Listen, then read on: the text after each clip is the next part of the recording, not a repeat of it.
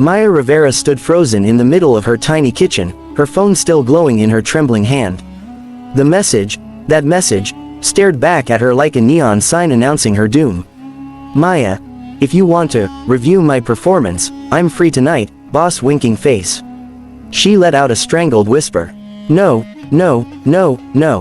Her boss, her billionaire boss, her terrifyingly handsome, gravely voiced, Armani-clad, practically mythological boss, Damian Hale. The message was supposed to go to her best friend, Lila. They had been joking about how Damian's presence at the office turned her into a stuttering mess. She'd typed the joke, thumbed, send, and thought nothing of it. Until the read receipt popped up. Then the 3 dots appeared. Then they disappeared. Then they came back again. Maya slapped a hand over her mouth to keep from screaming. Oh God, I'm fired, I'm dead, I'm going to have to sell a kidney. Across the hall, her 6-year-old son, Leo, hummed from the living room floor, building a skyscraper out of mismatched blocks.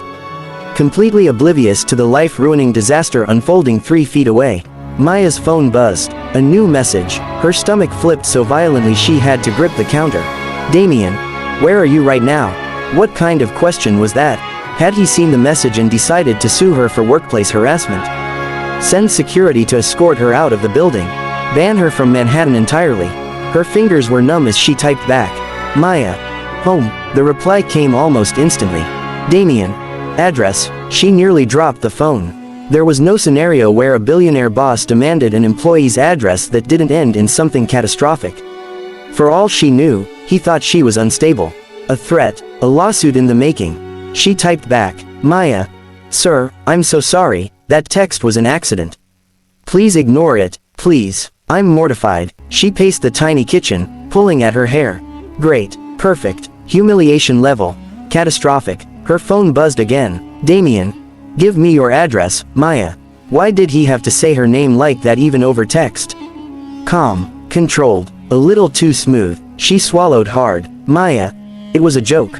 I wasn't flirting. Okay, maybe it sounded like flirting, but I swear I didn't. Buzz. Damian. Address. Now. Her heart slammed against her ribs. She typed the address with shaking fingers, praying for the floor to open and swallow her whole. Seconds passed. Then, Damian. I'll be there in 10 minutes. Maya stopped breathing. What? Her phone fell onto the counter with a clatter. He'll be here, at my home, in 10 minutes. Her brain short-circuited. Leo. She whisper-shrieked, lunging into the living room. Emergency. He looked up, alarmed. What kind of emergency? The boss kind. He blinked. Is he like a supervillain? Possibly. Maya scanned the room like a madwoman. Toys everywhere, crumbs everywhere, dishes in the sink, laundry overflowing, and, oh God, the giant drawing taped to the wall that said, Mom loves Mr. Hale, in rainbow marker because Leo thought her mentioning her boss meant they were friends. She snatched it off the wall so fast the tape ripped.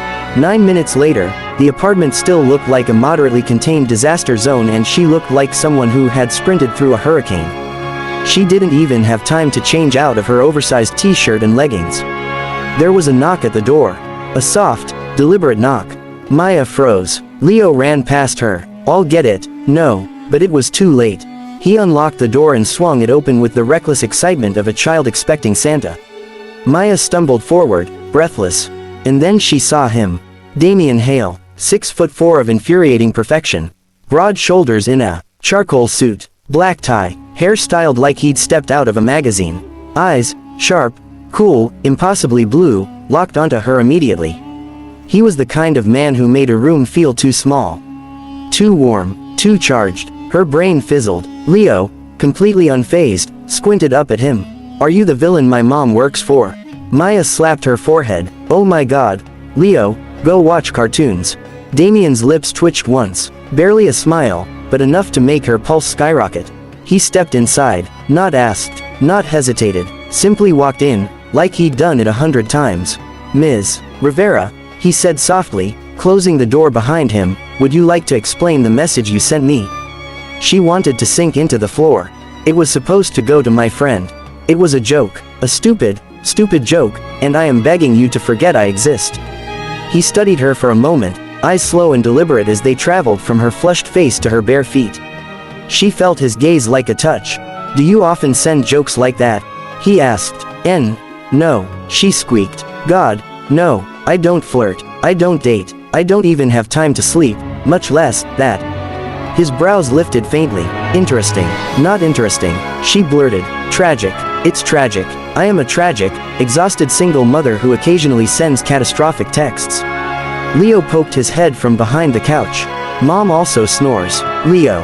Damien's jaw flexed. Another suppressed smile, maybe, before his expression softened in a way she'd never seen at the office. Maya, he said quietly, I came here because I was concerned. Concerned? About what? That you sent that message because you were afraid to speak to me in person.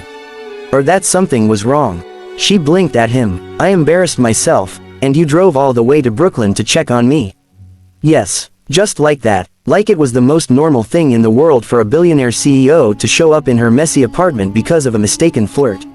Her heart skittered. And now that you've seen I'm fine. She managed. He stepped closer. Too close. The air between them tightened like a pulled string. I'm not convinced, he murmured. She forgot how to breathe. His voice dropped lower. Tell me honestly, was it truly a mistake? Her cheeks burned. Yes. A pause. Then, but, she whispered before she could stop herself, if it wasn't, hypothetically, what would you have done? Damien's eyes darkened, a slow, molten shift. He leaned in, just slightly. Hypothetically, he murmured, I wouldn't have waited 10 minutes. Her knees nearly buckled. Leo suddenly shouted from the living room, Mom, can Mr. Hale stay for spaghetti? Maya groaned. Damien's voice brushed her ear. I'd like that. Her heart thudded. What had she just gotten herself into?